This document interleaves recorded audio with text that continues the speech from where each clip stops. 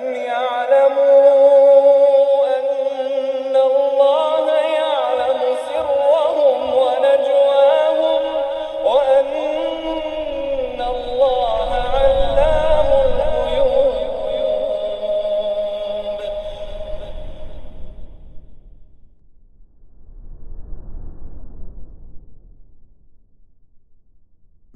Kita lanjutkan kajian kitab Al-Ma'alim fi Tariq Talabil Ilm. Pembahasan kita kali ini yaitu pembahasan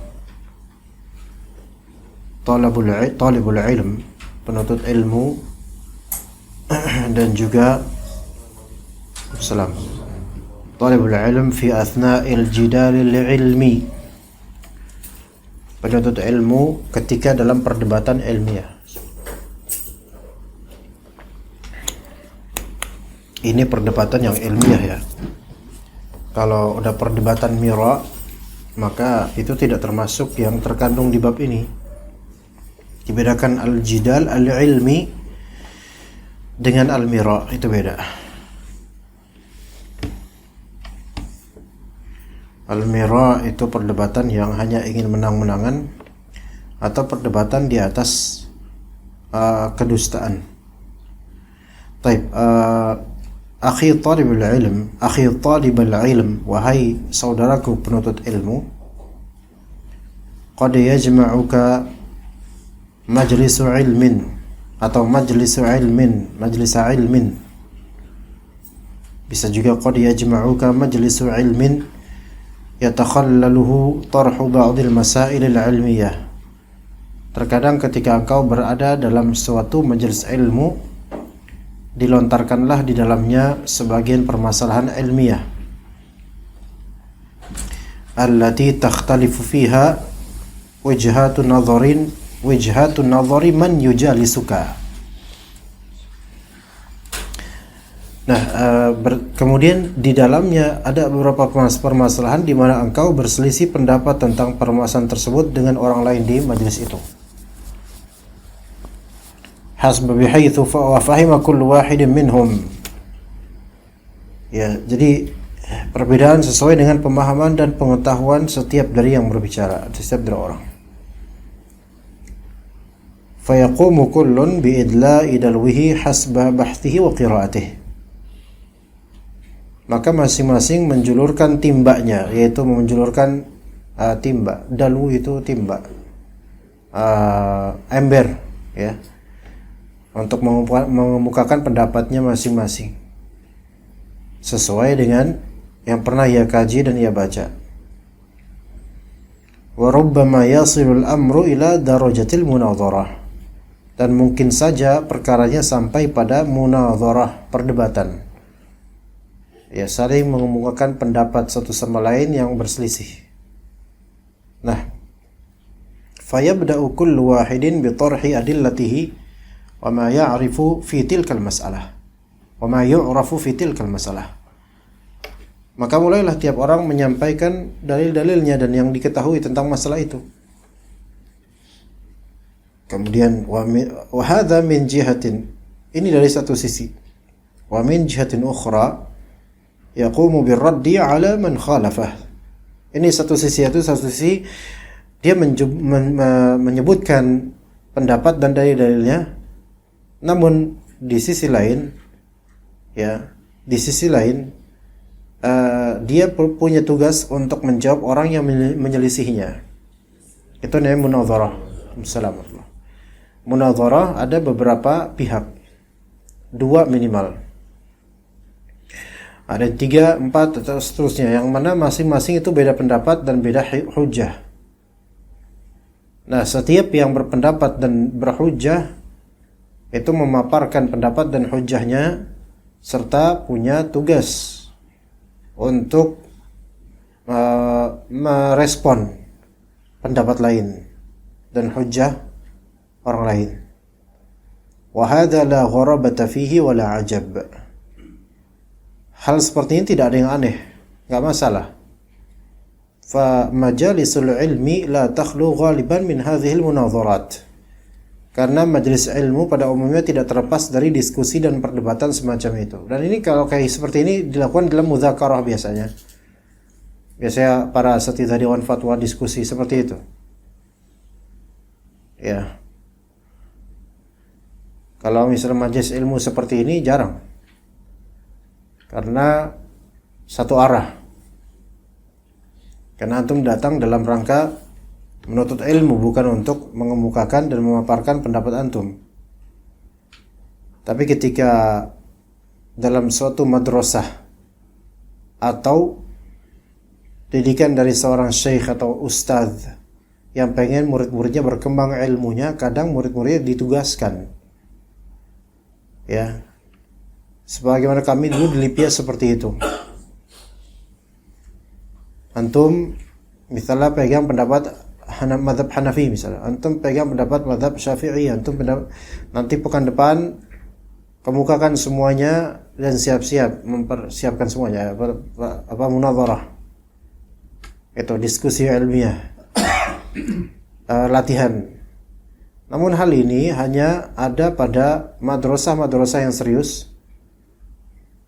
Ya, mungkin juga di STD Imam Syafi'i juga ada seperti itu, sebagai di Libya. Tergantung dai-nya, tergantung ustadznya, tergantung dosennya. Tapi kalau di majlis umum seperti ini nggak bisa dilakukan seperti itu. Kenapa? Karena para tulab, para pelajar ini yang ikhwan pengajian, mereka itu datang untuk menuntut ilmu yang untuk diamalkan, bukan menuntut ilmu untuk diajarkan. Ya, maka konteksnya berbeda. Nggak mungkin Anda di sini menugaskan antum, tolong Pak Fulan, antum pekan depan bawa dalil dari mazhab ini dan antum harus kemukakan dalil itu dan pertahankan itu. Antum, Pak Fulan, dalil dari mazhab lain. Wah, jangankan ya bukanya aja nggak bisa bahasa Arab, gimana cara bukanya? Ya, coba kalau anak pekan depan suruh gitu, Pak Husni misalnya, ya dalil haramnya minta-minta parfum. Kemudian pendapat lain yang mudah bisa bilang dalil bolehnya meminta parfum karena itu sunnah Nabi juga parfum misalnya. Berdebatlah kemudian, mungkin gak di kajian, setelah selesai Isya aja kemukakan masing-masing dalil. Nanti Anda tentukan mana yang lebih benar. Kemungkinan sih yang gak boleh. Ya begitu. Nah, ini kalau terjadi hal seperti munadharah dalam jidal ilmi atau dalam majlis jidal ilmi, itu hal yang biasa di antara penuntut ilmu untuk mengasah kemampuan mereka mengajar, untuk mengasah juga kemampuan mereka untuk mempertahankan pandangan dan dalil. Begitu. Supaya kuat, ya. Dan dalam dakwah juga begitu, cuma. Apalagi sekarang di media sosial tambahan lagi. Ya, ketika ada ahli syubhat mengemukakan hujahnya yang bersyubhat, harus ada yang mengcounter. Dan yang mengcounter ini orang yang punya kompetensi ilmu dan juga pembiasaan dalam munadharah ilmiah ini, gitu. Karena namanya perdebatan ilmiah itu memerlukan ketegasan dan keteguhan, serta ya sebelumnya ilmu yang tinggi, ya ilmu yang kuat ilmu. Kalau enggak tegas, ya gampang keikut. Kalau enggak teguh, gampang ke bawah. Ya. Seperti itu. Makanya para ulama itu melarang kita untuk menyimak kajian-kajian atau membaca kitab-kitab ahlul bid'ah. Dilarang sama sekali. Bahkan sebagian dari salaf menutup telinganya. Dan sebagian dari ulama membolehkan seorang yang ada di Jumatan duduk kemudian walk out dari tempat duduknya ketika khatib itu menaburkan syubhat dan bid'ah. Itu boleh walk out, keluar boleh. Cari masjid lain, cari khatib lain, itu boleh. Kata sebagian ulama boleh. Walaupun kalau khawatir terjadi fitnah, maka silahkan dia tetap di tempat, namun dia berzikir dan tidak mau mendengar khatib yang berbicara syubhat. Itu diperbolehkan seperti itu. Sampai sebegitunya. Karena syubhat itu sebagaimana dikatakan oleh Abdullah bin Mas'ud, syubhat itu seperti koreng. Membuatnya gampang, menyembuhkannya lama, susah. Dan sebagian koreng itu kan ketika mau sembuh itu gatal. Dikorek lagi, akhirnya melebar syubhat itu. Dan seseorang ketika terkena syubhat itu akan ada masa-masa gatalnya. Masa-masa gatalnya. Padahal harusnya sembuh tapi malah dikorek-korek lagi, akhirnya makin menganga. Boro-boro sembuh, malah makin mingkinan, menjadi-jadi. Nah, debat ilmiah ini antar tulabul ilm ahlu sunnah. Ya, kekurangannya kalau misalnya di LIPI adalah kadang-kadang kita diskusi antara tulabul ilm. Namun banyak sekali tulabul ilm di LIPI itu yang bukan ahlu sunnah. Artinya dari kalangan sebelah. Ya, pro dengan kebid'ahan itu banyak. Kadang kita diskusi, anak sejak masih mahasiswa itu anak sering diskusi dengan mereka. Dan malah justru anak lebih banyak berteman dengan mereka dan berdebat dengan mereka. Dan memang susah. Susah. Kalau antum bilang bahwa saya LIPI itu kampus yang Masya Allah ahlus sunnah. Ya mungkin banyak dosen-dosen dari Saudi ahlus sunnah banyak. Ya. Tetapi jangan harapkan yang masuk di sana umumnya ahlus sunnah, bukan. Enggak. Macam-macam. Mixed. Ya. Dan kemudian malah justru sebagian kelas itu lebih dikuasai oleh teman-teman yang pro dengan kebid'ahan dan hizbiyah dan semisalnya. Nah, ketika kita diskusi, mereka punya dalil dan hujjah dan tetap bertentangan sampai kita lulus, bahkan sampai masing-masing jadi dai pun bertentangan sampai sekarang, sampai detik ini. Ana kontras dengan teman-teman dekat ana. Dari teman-teman Aswaja, teman-teman Ikhwan Muslimin, tetap mereka malah justru makin mingkinan dengan titel LC, MA, bahkan ada yang mau bergelar doktor, malah makin jadi. Subhatnya makin menjadi-jadi. Ya. Jadi ada sisi percuma juga munadharah ilmiah dengan penuntut ilmu dari manhaj lain. Yang malah dikhawatirkan justru kita terkena subhatnya dan malah ikut dengan itu. Maka di sini hendaknya diskusi itu bersama dengan sesama penuntut ilmu dari kalangan ahlus sunnah wal jamaah. Ya. Kemudian dikatakan di sini lakin kullu dzalika bihadafil tawassuli ilal haqqi wa bayanih. Namun semua perdebatan ilmiah ini bertujuan untuk mencapai apa?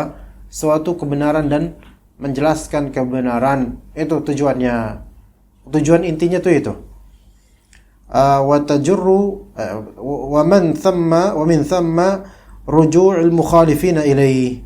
Dan dari sana juga orang yang menyelisih kebenaran kembali kepada kebenaran. Tadhilluhum fi dzalika dhilalul mahabbati wal ikha. Dengan demikian mereka dinaungi oleh naungan persaudaraan dan cinta dan persaudaraan.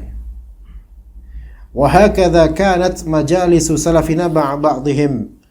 Begitulah dahulu keadaan majlis-majlis para salaf bersama dengan teman-temannya. Salah seorang dengan lainnya. Wallaha nas'alu an yasluka bina maslakahum. Fala ni'mal qaumi hum. Wallaha nas'al. Ini salah. Terjemahannya bukan demi Allah, bukan. Wallaha nas'al maf'ul bih muqaddam. Kepada Allah lah kita memohon itu, bukan demi Allah. Kepada Allah lah kita memohon agar kita dapat memiliki, meniti jalan mereka, karena sebaik-baik kaum adalah mereka salafus saleh. Kemudian syahidul maqal yang perlu menjadi perhatian kita dalam permasalahan ini, yaitu bukti dari permasalahan ini, anna ba'dal munadharatil ilmiyati qad takhruju an hadafiha al-asma. Sebagian diskusi ilmiah telah keluar dari tujuan utama. Wa tajurru ashabaha ila al-wuqu'i, subhanallah. Ya. Wa tajurru ashabaha ila al-wuqu' bi anfusihim fi mahadhir syar'iyyatin. Mendorong sebagian diskusi ilmiah mendorong para pelakunya untuk terjatuh dalam pelanggaran-pelanggaran terhadap syariat. Seperti apa? Min hubbil intisari lin nafs. Semisal keinginannya untuk memenangkan perdebatan semata. Hubbul intisar. cinta kemenangan untuk dirinya, kelompoknya. Wal mukabarati fi adami ruju'i ilal haq. Kemudian al-mukabarah, kesombongan yang membuatnya enggan untuk kembali kepada kebenaran. Al-mukabarah itu gini, sombong itu takabur ya. Al-mukabarah itu adalah batrul haq. Menolak kebenaran itu mukabarah. Jadi udah jelas-jelas kebenaran ditolak. Jadi itu namanya mukabarah. Sombong itu takabur atau istikbar itu ada. Istikbar kayak misalnya sombong dengan pakaian. Ya.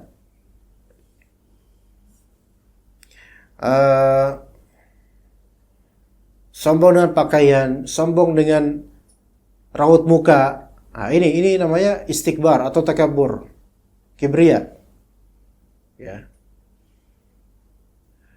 Kibria itu lebih sering kesombongan, kibria itu lebih umum. Namun ketika kibria, jadi ada istilah gini bahkan. Ada kibria, kiber itu takabur, kibria istikbar sama ya. Kemudian ada khuyala, makhilah. Ya. Kemudian ada juga mukabarah. Ya. Ada lagi ujub. Ya, bismillah. Kiber itu lebih global. Dan Nabi mendefinisikan kiber itu batrul haq wa ghamtun nas. Menampik kebenaran dan merendahkan manusia. Ini sombong. Nah, ghamtun nas, batrul haq itu nama lainnya adalah mukabarah. Menampik kebenaran. Udah jelas ini benar, dia nggak mau ikutan. Karena gengsi atau apa faktor lain. Pokoknya dia tahu itu benar. Udah jelas, tapi dia nggak mau ikut. Ini namanya mukabarah. Ini ada di beberapa kitab. Usul fiqih ini antaranya. Ya, disebutkan yaitu beberapa dari pihak ulama yang sudah jelas-jelas hujjah atas mereka, terbukti kesalahan mereka, tapi mereka tetap menampik, maka hadhihi mukabarah kata para ulama. Ini adalah mukabarah. Udah jelas-jelas masih ngeyel gitu loh. Yaitu mukabarah. Kalau misalnya makhilah atau orang-orang khuyala itu sombong tapi dengan hay'ah. Ya. Gitu. Jadi sombong itu kan ada dengan perkataan, ada dengan style. Gitu. Kalau dengan perkataan, maka ini masuk ke dalam al-kibr, sombong.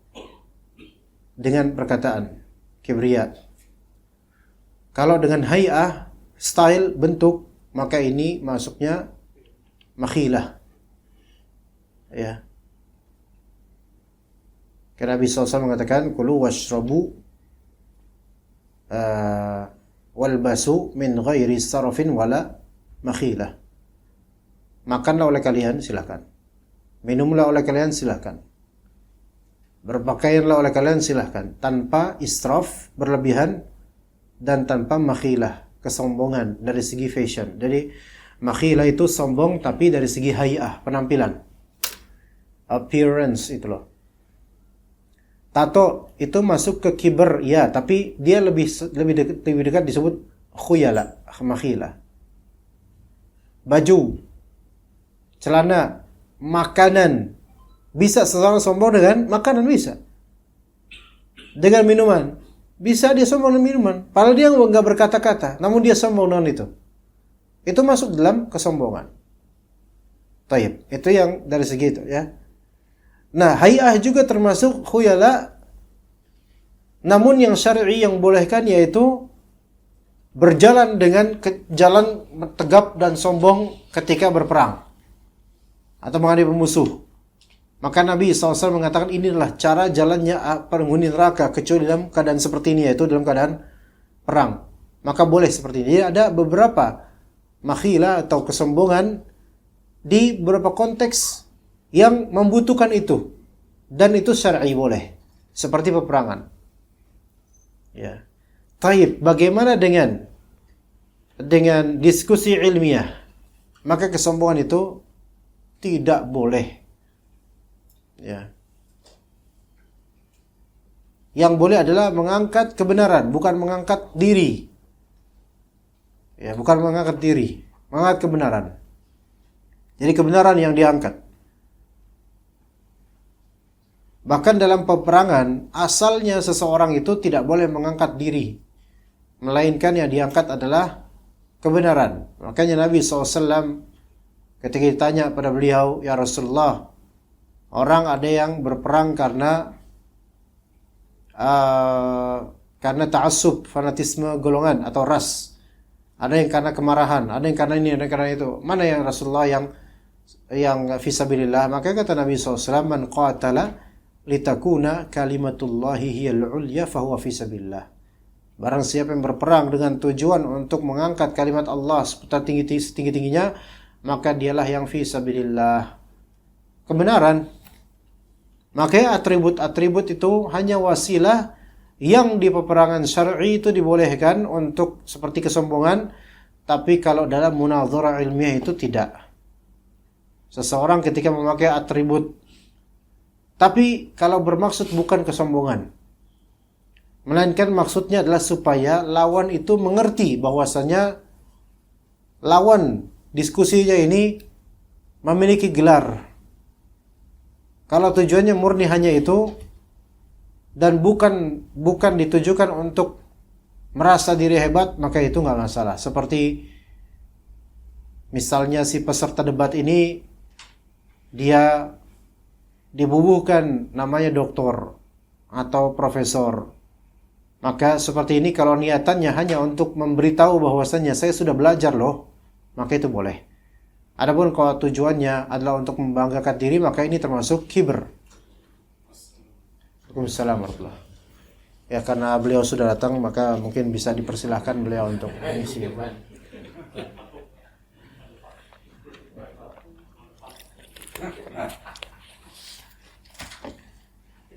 Ya, maka itu mukabarah. Mukabarah yaitu kesombongan yang membuatnya enggan rujuk kepada kebenaran, itu mukabarah. Dan ada juga di antara penyakit lainnya, wa idharit tashaffi min at-tarfil akhari 'inda ru'yatihi mutaraji'an an qawlihi. Menampakkan rasa dendam ketika lawan diskusinya meralat pendapatnya. Ya, menampakkan rasa dendam, intiqam. Sesama saudara ini intiqam, dendam, ini akhlak yang tercela. Kalau perbuatan Allah intiqam, itu terpuji. Karena Allah tidak akan membalas. Kalau intiqam untuk perbuatan Allah, maka artinya Allah Ta'ala membalas makar, membalas keburukan orang. Maka ini intiqam. Inna minal mujrimina muntaqimun. Itu karena balasan untuk orang-orang mujrim. Taib, kalau misalnya manusia nggak boleh bersifat intiqam dan memiliki sifat jabbar, nggak boleh. Sewenang-wenangnya dendam itu menghanguskan, gitu loh. Dendam itu menghanguskan segala kebaikan. Ya, ya. Dan dalam rumah tangga yang lebih banyak mendendam itu malah perempuan. Sedangkan laki-laki seringkali melupakan. Makanya prinsip banyak perempuan, forgiven but not forgotten. Iya, apa itu artinya, ikhwan? Forgiven but not forgotten. Dimaafkan tapi tidak dilupakan. Ngomongnya maaf, tapi tetap disimpan di memori, yang suatu saat ketika udah kecewa, maka semua akan diungkit. Ini banyak terjadi pada perempuan. Makanya Nabi SAW menyebutkan, aku diperlihatkan neraka dan kebanyakan penghuninya adalah perempuan. Yakfurna, kata Rasulullah SAW. Karena mereka kufur. Mereka sahabat bertanya, yakfurna billah, apakah mereka kufur pada Allah? Maka kata Nabi, la, walakin yakfurnal ashir. Mereka kufur terhadap suami mereka. Ashir di sini suami. Ya. Yaitu ketika in ahsanta ilaiha dahran thumma ra'at minka syai'. Jika antum wahai suami sudah berbuat baik pada perempuan ini, pada istri ini sepanjang waktu, lalu suatu ketika melihat suatu kesalahan pada dirimu, maka dia akan mengatakan antum gak ada baik-baiknya. Kayak gitulah modelnya. Nah, kalimat antum gak ada baik-baiknya, kamu mas gak ada baik-baiknya, gitu loh. Ini adalah kompilasi dari kesalahan dendam yang berlarut, terakumulasi, sehingga yang numpuk di pikirannya adalah kesalahan dan keburukan suami seluruhnya. Ini efek dari forgiven but not forgotten. Nah, ketika terjadi perdebatan, kerap kali syaitan itu men-setting kalbu manusia supaya seperti itu. Mengoleksi apa? Kesalahan-kesalahan pihak lawannya. Dikoleksi, diingat-ingat pihak kesalahannya. Dan semua hujah yang benar itu dilupakan oleh lawannya. Enggak. Sering terjadi seperti itu dalam perdebatan. Dan antum bisa lihat perdebatan politik. Itu dunia, itu kalau itu jelas. Kelicikan, kecurangan, kebohongan, kedustaan. Yang mana di banyak perdebatan, walaupun ilmiah sekalipun, intisar li nafs. Hubbul intisar li nafs, yaitu pengen menang sendiri. Atau al-intiqam, punya dendam. Dan ciri-cirinya orang dendam adalah yang dikoleksi adalah kesalahan orang lawannya, dikoleksi. Itu dikoleksi, dipikirkan, dibendaharakan itu. Adapun kebenaran lawan atau hujjah lawan atau kebaikan lawan itu enggak ada sama sekali dipertimbangkan. Enggak ada sama sekali. Padahal jawaban terhadap semua kekesalan dia itu ada di kebenaran orang ini. Sebagaimana jawaban untuk kekesalan semua istri itu ada di kebaikan suami. Kebaikan suamilah yang akan menjawab kekesalan-kekesalan istri ini. Seandainya istri itu mengingat kebaikan suami dan bagaimana suami telah memberikan yang terbaik buat dia, maka kesalahan-kesalahannya itu kan terhapus. Tapi ketika intiqam, dendam, kecemburuan, hasad yang lebih dipertimbangkan, maka pada waktunya itu bahkan hal setitik debu pun akan seolah-olah segumpal gunung. Begitulah intiqam. Begitulah juga dalam perdebatan.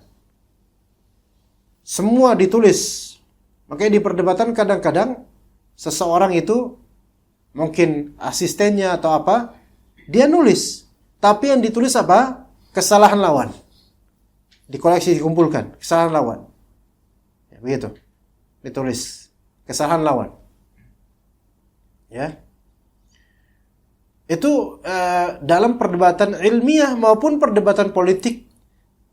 Bahkan dalam perdebatan sidang. Di pengadilan. Baik pengadilan agama ataupun negeri. Baik pengacara atau asistennya, atau yang terdakwa, atau yang menuduh dan seterusnya, itu masing-masing seringkali bawa apa? Pena.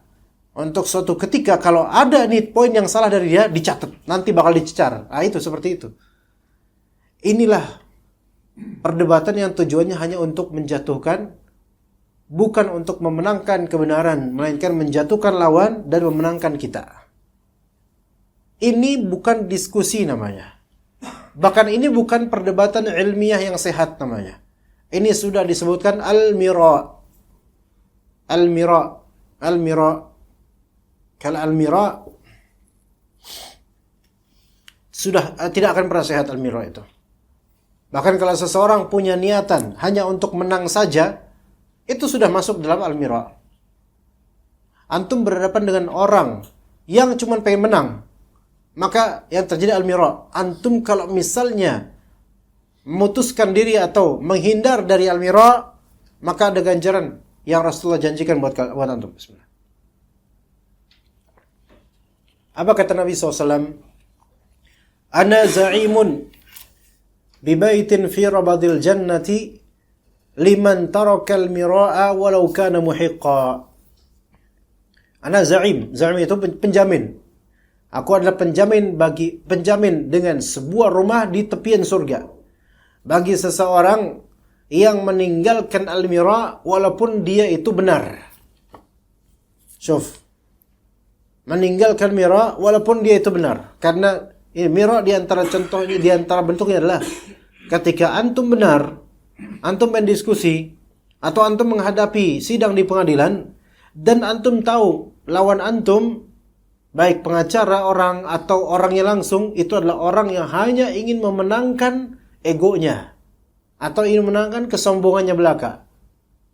Boleh antum mempertahankan kebenaran, tetapi ketika antum melihat ini sudah tidak mungkin, maka antum lepas, mengalah, walaupun kadang antum rugi, tetapi Nabi SAW menjamin itu rumah di surga. Dan rumah di surga, subhanallah, rumah di dunia aja begitu mahal, nggak ada apa-apanya di dunia. Satu rumah di surga itu nggak ada apa-apanya berkali-kali di dunia. Kalau kita pikirkan, loh, kok pahalanya besar ya? Padahal amalannya cuma apa? Meninggalkan debat, walaupun antum benar. Ternyata tidak semudah itu jemaah. Antum ketika meninggalkan debat dalam kondisi antum punya hak dan benar, nggak semudah yang antum pikirkan ketika nggak punya kasus. Ya, nggak semudah itu. Ya, karena kenapa begini? Saddu dzari'ah. Dalam usul fikih itu ada namanya saddu dzari'ah, yaitu mencegah keburukan. Antum alhamdulillah muhiq, kata Nabi, muhiq itu orang yang punya hak. Orang yang punya hak maksudnya antum punya hujah ada, antum punya bukti ada, antum punya kebenaran ada. Antum memang berhak untuk mempertahankan hak antum. Tetapi kalau antum melihat orang ini hanya muntasir li hadzin nafs, hanya pengen mendapatkan dunia saja atau memenangkan diri mereka saja, enggak peduli benar atau salah, maka kalau misalnya antum tetap di situ, posibilitas besar antum akan keikut dengan trik mereka. Orang murai itu bisa ria atau mumari, bukan murai, mumari. Mumari itu orang yang suka mira, suka debat kusir. Yang kata Nabi sallallahu alaihi wasallam,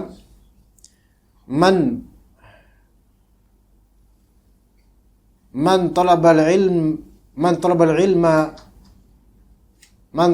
ilma alladhi yubtagha bihi wajhullah la yatlubuhu illa liyumariya bihi sufaha. Subhanallah, gimana kalimatnya? Barang siapa yang menuntut ilmu yang semestinya untuk wajah Allah, tidaklah dia menuntutnya kecuali untuk yaitu ada di situ liyumariya bihi as-sufaha kalau nggak salah, untuk bertindak mira, yaitu menang-menangan di atas orang-orang bodoh.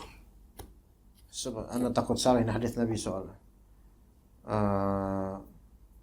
Sebentar, kita cek bentar lagi.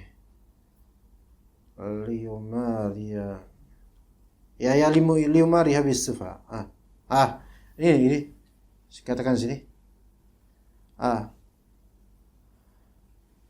Man ta'allama al-ilma, dalam redaksi lain, mimma yubtagha bihi wajhullah. Barang siapa menuntut ilmu yang asalnya ilmu ini ilmu syariah yang memang harusnya lillahi ta'ala, tapi tujuannya liyubahiya bihil ulama, yaitu untuk dianggap bermubahat dengan ulama. Mubahat itu berbangga-bangga dengan ulama.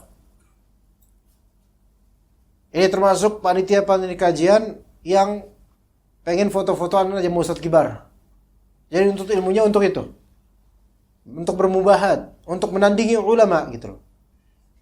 Atau bisa dimaksudkan dia nuntut ilmu karena pengen ngalahin ustadz ini. Karena kesel sama ustadz ini, pengen ngalahin ustadz ini, dan pengen mempermalukan ustadz ini. Ini mubahat bisa juga. Jadi menyandingkan seolah-olah dia setara dengannya. Au liyumariya bihis sufaha, atau tujuannya untuk berbuat mira terhadap orang-orang bodoh. Mira yaitu debat kusir. Jadi pengen menang di atas orang bodoh karena yakin dengan ilmu yang saya punya, saya pasti ngalahin orang bodoh ini. Tuh, berarti niatannya dia untuk apa? Menangin diri. Mau bohong kek, tetap aja dia lakukan. Au yasrifa bihi wujuhan nas ilaih. Atau supaya wajah-wajah orang itu menoleh kepadanya, jadi caper. Maka adkhalahu Allahu jahannam. Maka Allah masukkan dia ke jahannam. Taib. Di sini kita lihat, ikhwan. Orang-orang yang menuntut ilmu demi hal-hal seperti ini, antum akan lihat mereka adalah orang paling sensitif. Terutama tentang popularitas. Mereka orang paling sensitif. Disenggol dikit mereka marah. Begitulah kelakuan orang-orang jahat sebenarnya. Karena orang jahat itu sensitif terhadap apa yang dia jahati. Dan antaranya Mira suka berdebat kusir. Dan debat kusirnya di media sosial. Dan lebih membuat jumawa lagi kalau misalnya dia berhasil mendebat orang yang punya titel atau gelar atau keternamaan. Makanya jangan sampai ustadz-ustadz itu terseret ke perdebatan dengan orang-orang jahil yang menuntut ilmu demi hal ini. Karena itu akan mengangkat orang-orang bodoh ini.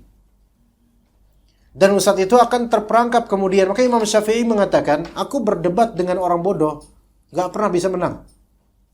Maka tinggalkan berdebat dengan orang-orang bodoh yang cuma pengen apa? Tampil. Bukan untuk menegakkan kebenaran.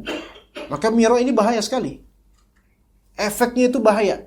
Kebenaran itu bisa tergubur gara-gara Mira. Karena orang yang melakukan Mira itu menghalalkan segala cara. Hatta haram. Hatta dusta, kadhib. Hatta ittiham, tuhmah. Tuduhan palsu. Yang penting saya menang. Dan ini banyak sekali terutama di pengadilan, ikhwan. Di pengadilan, subhanallah. Pengadilan, ya. Terutama advokasi, kepengacaraan, ya. Baik dalam skala pidana maupun perdata, itu semua terjadi. Itu semua terjadi, ya. Dan ini misal antum ada masalah sama orang. Orang ini ngutang sama antum dan ngutangnya puluhan juta. Ya. Qadarullah di pengadilan, ya repot kalau pengadilan juga gimana ya? Kalau misalnya orang paling ujungnya cuman perdata ya. Kalau hutang itu cuman perdata. Beda dengan pencurian, maling, nah itu beda ya. Ini hutang, itu perdata. Padahal kadang hutang orang itu besar dan kadang maling itu kecil gitu loh. Tapi ya dianggap yang hutang ini enggak lebih berdosa dibandingkan yang maling. Ya, maka hutangnya sampai puluhan bahkan ratusan juta. Ya. Namun orang ini yang berhutang ini mempertahankan diri dan berdusta dan membuat bukti-bukti palsu. Mira. Dan ternyata antum sahibul haq nggak bisa membuktikan, malah dia lebih membuktikan gitu loh. Ini terjadi Mira di sini. Hakim nggak salah, hakim kan cuma melihat yang mana yang zahir. Ketika ternyata qadarullah antum lepas, khalaslah susah ini. Antum katakan biar di akhirat aja. Maka ini meninggalkan al-mira dan mengalihkan kepada Allah Azza wa Jalla. Maka ini janjinya Rasulullah SAW, beliau akan menjamin sebuah rumah. Maka yang dia bilang tadi, seringkali apa? Meninggalkan al-mira ini tidak ringan.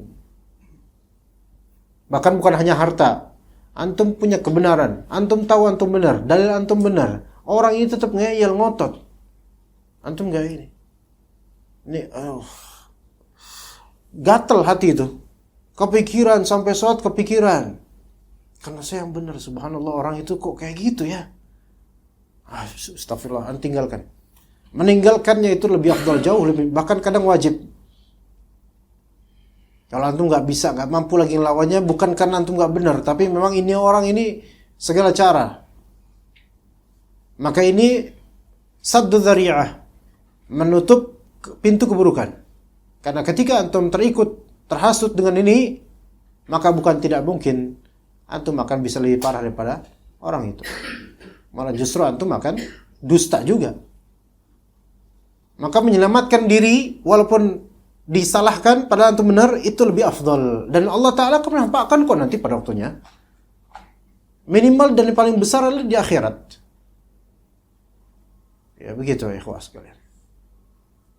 Urusan al-mira ini, Allah ketika antum terkena dengan hal seperti ini, antum akan mendapatkan apa yang antum ucapkan itu benar. Maksudnya, yang Rasulullah ucapkan bukan ana, Rasulullah ucapkan itu hak. Tinggalkan hatta antum punya hak di situ. Karena antum lebih berhak untuk diselamatkan dari mira dibandingkan hak antum itu sendiri. Berat kalau antum sudah terikut dengan mereka, cara mereka, ya subhanallah. Ya kita azan dulu, ini kayak azan. Abah azan, udah azan Abah. Silakan azan. Biasanya bapak-bapak yang di situ, yang duduk di situ biasanya yang mengumandangkan nih biasa. Ya.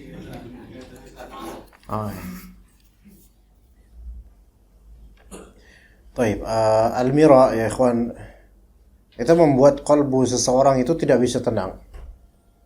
Dan kadang mira itu kalau dipelihara bisa terus-menerus sampai berbulan-bulan, bertahun-tahun. Anak kemarin setelah kajian di Cibinong, ada seorang tua usianya 87 tahun. 87 tahun apa salah? Ya, 87 tahun. Itu sudah tua sekali dan beliau hidup sebatang satu orang doang itu. Enggak sama yang lainnya. Anak-anaknya itu jauh. Dan anak ustadz keempat di masjid tersebut yang beliau itu telah konsultasikan tentang masalahnya. Anak ustadz keempat. Ya. Yang beliau konsultasi dengan masalah yang sama, cara yang sama, ucapan yang sama, hujah yang sama, ketidakterimaan yang sama. Apa? Di usia segitu. Ada seorang yang punya hutang, dia cerita, seorang punya hutang. Dari berapa tahun lalu? Dari tahun 68 atau apa, udah lama sekali hutangnya. Ya itu hutang pembayarnya harus dengan rumah. Ana nggak tahu persis kronologinya secara 100%, tapi intinya adalah orang ini, pria ini, dulu dia bantu dan dia hutangi dan bayar hutangnya itu seharusnya dengan rumah. Yang ketika itu berapa ratus ribu gitu hutangnya di zaman itu. Yang sekarang itu harusnya berupa rumah, udah. Oke lah, bukan rumah sekarang, mungkin uang lah. Dan dia tahu orang itu yang berhutang itu sekarang, maksudnya sekarang sih masa-masa ini itu sangat kaya, karena yang kaya adalah mertuanya, orang tua istrinya, dan dia pasti dapat kecipratan dari itu yang banyak. Namun belum bayar-bayar juga. Kemudian akhirnya wafat orang yang hutang itu. Maka si bapak tua ini mendatangi anak dari mengontak anak-anak dari orang berhutang ini. Nah, anak-anaknya juga rata-rata kaya. Dari semua anak cuma anak pertamanya doang yang masih mau untuk meladeni bapak tua ini. Akhirnya dia lihat, silakan bapak, boleh ke Cirebon ke tempat saya, insya Allah akan kita bayarkan. Entah berapa nanti dibayarkan. Namun sampai sekarang nggak ketemu-temu. Dan yang Anda baca ikhwan, oke, hujahnya dia adalah dia hidup sendiri, ya, dengan kondisi yang nggak gimana gitu. Dan terus cerita seperti itu. Sampai panitia itu berkali-kali ngingetin anak agar jangan terlalu lama Ustaz sama orang itu. Jangan terlalu bermasalah sama orang itu Pak. Gitu. Ustaz gitu. Dan orang itu memang terus-menerus mengulang kisahnya. Anda mengatakan kepada Pak, kalau misalnya Anda jadi antum Pak, Anda maafin aja itu hutang orang-orang itu karena udah susah Pak. Kalaupun nggak maafin ya udah. Nggak bisa Ustaz. Wah subhanallah. Nggak bisa, Ustaz, ini nggak bisa Anda terima Ustaz, karena Anda tahu orang-orang itu mereka selalu hidupnya mewah Ustaz, tapi nggak bayar-bayar Ustaz. Iya, cuman sekarang Bapak mau gimana lagi, tenaga udah nggak ada, nyari bantu orang siapa yang nyari bantu? Ana udah banyak urusan dan nggak mau juga, karena nggak ada persenannya mungkin, jadi Ana nggak mau, ya kan? Iyalah. Lah urusan orang capek-capek ngapain kita ngurus nggak dapat apa-apa. Kalau kita bantu ya, kita mungkin bermasalah. Terus saya tanya, hitam di atas putih ada nggak Pak? Nggak ada Ustaz. Ya susah Pak. Bapak mau ngajukan ke pengadilan nggak mungkin. Mau lapor polisi juga nggak mungkin. Ngadu ke Ustaz kata panitia itu dari semua Ustaz 4-4-nya itu sama bilangnya Ustaz sama kayak antum. Itu udah Ustaz, udah Pak maafin aja mau gimana lagi. Atau di akhirat aja udah, nggak usah dikejar-kejar. Tapi saya nggak terima Ustaz, karena mereka hidup tuh indah, enak, mewah dan seterusnya. Ya sampai kapan Pak? Makanya sekarang sakit-sakitan gitu. Ya subhanallah. Itu ketika dipelihara akan terjadi mira. Mira itu kadang berupa intikom saja, dendam saja, yang terus-menerus, nggak ada habisnya. Akhirnya kadang kalau misalnya curhat ke ustadz, kadang dibumbui dengan bumbu-bumbu yang membuat apa? Ustadz harus pro dengan dia. Ustadz harus ikut sama ana. Ustadz harus nggak bisa. Afwan, nggak bisa, ini urusan ya ana sendiri nggak tahu hakikatnya gimana. Nah, dan beberapa orang juga ketika berdebat bahkan sampai adu jotos, tonjok-tonjokan, subhanallah. Ada apa gitu loh. Ya, makanya Nabi SAW menjanjikan rumah di surga. Ya. Bagi yang betul-betul punya hak namun ya dia menghindari keburukan yang lebih, menyelamatkan dirinya. Dan itu berat bagi sebagian, memang berat. Makanya pahalanya besar. Ya begitu teman-teman sekalian. Nah, kita ini Ahlus Sunnah di lingkungan RT RW kerap kali kita ya ada masalah sama tetangga. Padahal yang benar kita, tapi yang disalahin kita, misalnya gitu. Menghadap RT, menghadap RW, dihakimi masa dan seterusnya. Tinggalkan sini. Ya serahkan aja kepada Allah. Kita mau gimana? Bukan berarti kita cengeng atau apa. Justru itulah yang kuat. Seperti nggak punya power, nggak punya duit, nggak punya apa. Orang palingnya lain dan seterusnya. Padahal kita yang benar. Ya udah mau gimana lagi? Ya, maka meninggalkan al-mira karena sudahlah kita ngalah bukan karena kita kalah. Kita ngalah bukan karena kita tidak benar, melainkan karena ada hati yang harus lebih dijaga. Jangan sampai sholat kita rusak gara-gara permasalahan-permasalahan ini. Rugi, ikhwan. Sholat antum rusak karena perdebatan, rugi. Bahkan antum melihat emak-emak komentar tentang pernikahan orang aja membuat sholat antum rugi. Padahal antum nggak ada urusan sama itu. Cita-cita antum sampai sekarang belum terpenuhi. Ya kan? Akhirnya kepikiran. Jadi kadang sebagian ikhwan ini ya kayak gini, kayak ibu-ibu PKK lama-lama ya itu rempong sendiri. Ngapain? Terus ini hoax apa benar, ini hoax apa benar, kau benar ngomonglah Ustaz. Ya enggak tahu lah. Nanya ke ana. Jadi japri, Ustaz ini hoax apa benar sih? Ya tahu. Urusan anak udah capek, anak udah pusing, udah tahu udah mau apa kek, nggak mau keganggu anak gitu kan, udah mau nikah sana, anak nggak diundang juga kalau nikah, ya udah ya urusan itu udah, ya sampai ke antum lihat emak-emak itu sampai menggoreng-goreng permasalahan, subhanallah, ya kasus-kasus sebagian ustadz digoreng-goreng, ya subhanallah. Aib fulan, aib ustadz ini, aib fulan. Yang terjadi kemudian perdebatan. Kadang DKM jadi debat antar DKM gara-gara mengetahui aib fulan misalnya. Atau aib ustadz ini tahdzir. Debat DKM. Siapa yang waras lah di situ dia ngalah. Kecuali kalau dia bisa memenangkannya dengan hak, maka lebih afdol. Dia menangkan itu. Untuk menjaga hak li'ila kalimatillah. Tapi kalau nggak bisa, secara logika dan urf, maka khalas. Serahkan kepada Allah. Begitu teman-teman sekalian. Ya, kita ini ujiannya banyak. Ahlus Sunnah itu ujiannya banyak masyarakat. Tapi ikhwan, kita malah seringkali lebih bersyukur di tengah masyarakat heterogen, yang awam, dibandingkan dengan masyarakat sama-sama sunnah. Kadang itu keselnya itu lebih dalam daripada dengan yang beda-beda manhaj dan mazhab. Antum punya tetangga sampingnya misal aswaja, samping antum aswaji, antum aswabi, Ahlus Sunnah tapi wahabi gitu. Nah, ini depan khurafat, samping beda lagi, ini beda lagi. Kadang-kadang dengan ini bukan kita bersyukur dengan perbedaan, bukan. Kadang-kadang kita bisa memaklumi kesalahan mereka karena jahil dan awamnya mereka. Sehingga kalau misalnya berdebat dengan mereka, kita bisa preventif. Udahlah, susah debat sama orang awam. Afwan Pak, ana nggak mau ini antum. Udah, kita dakwahin mereka dengan cara hadiah, ihsan dan seterusnya. Mereka terbuka nanti insyaallah. Tapi kalau sama sunnah, antum mau debat, antum murid siapa? Ana murid Ustaz Yazid. Antum siapa? Ana Ustaz Zul. Ya susah. Habis nggak bisa, nggak ada udah. Capek. Ya enggak? Capek, ikhwan. Maka tinggalkan fitnah-fitnah seperti ini. Antum debat pasal ini. Udahlah. Ya, udah. Bismillah. Selesai, hati itu enak. Salat sampingan enak. Ya kan? Antum pernah enggak ketemu dengan sama ikhwan? Tapi ketika antum masuk soft di sini, harusnya ikhwan ini samping antum. Dia pilih yang jauh, muter. Karena 4 ngeliat muka antum. Itu gara-gara apa? Gara-gara apa? Imira, ikhwan.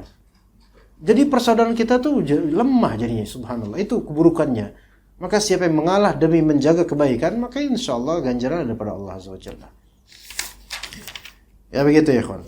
Semisal dengan itu, di mana hal itu tidak pantas dilakukan oleh orang awam, lantas bagaimana halnya jika yang melakukan itu adalah penuntut ilmu? Yang mana penuntut ilmu itu menjadi perhatian orang-orang awam, diteladani dan dijadikan contoh dalam perkataan, perbuatan dan segala tindak tanduknya. Tapi insyaallah pada pertemuan mendatang kita lanjut dengan adab-adab diskusi ilmiah itu. Judulnya adab-adab diskusi ilmiah insyaallah taala. Kita lanjutkan nanti insyaallah. Sallallahu ala nabiyina Muhammad wa ala alihi wa sahbihi ajma'in. Subhanakallahumma bihamdika asyhadu an la ilaha illa anta astaghfiruka wa atubu ilaik. Assalamualaikum warahmatullahi wabarakatuh.